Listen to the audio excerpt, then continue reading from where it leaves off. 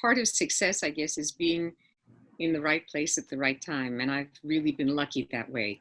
I got my PhD one morning in English, and that afternoon I was hired by the art history department at Yale to teach as an adjunct because the person who was teaching the film courses had just suddenly resigned.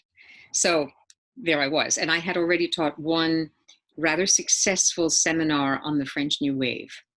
And therefore they came to me, and I was a freshly minted PhD. So that my first year after, I did my PhD in 3 years.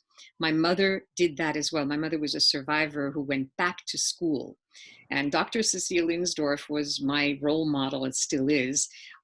She got not only her BA, but her PhD in 3 years from City University of New York. So I wasn't about to be a sloucher and say, oh, I need 5 years to do my PhD. I had a Danforth Fellowship, which was fantastic. I did it in 3 years and started teaching right away as an adjunct at both Yale and Fordham University in New York. I was commuting from New Haven to New York.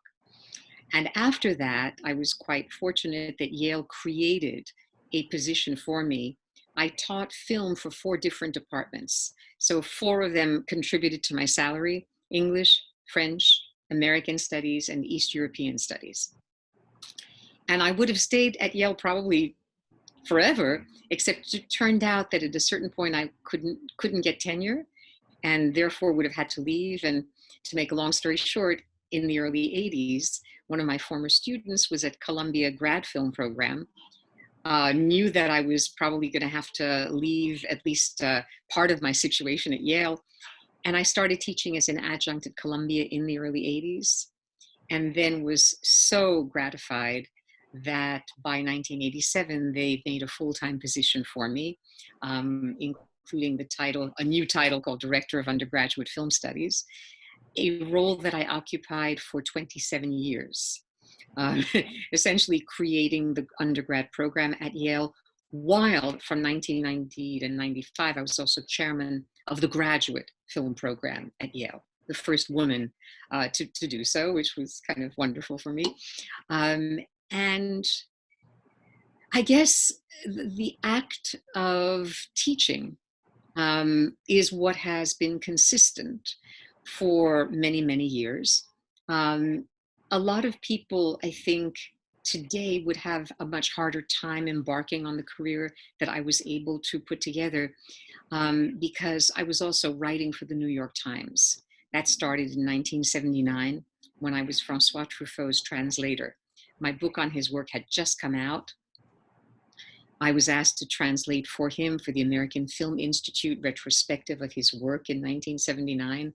That led to translating an article about Hitchcock that he wrote for the New York Times, got me in the door, and suddenly I became, because I was living in Paris for 6 months, their person in Paris to interview French directors.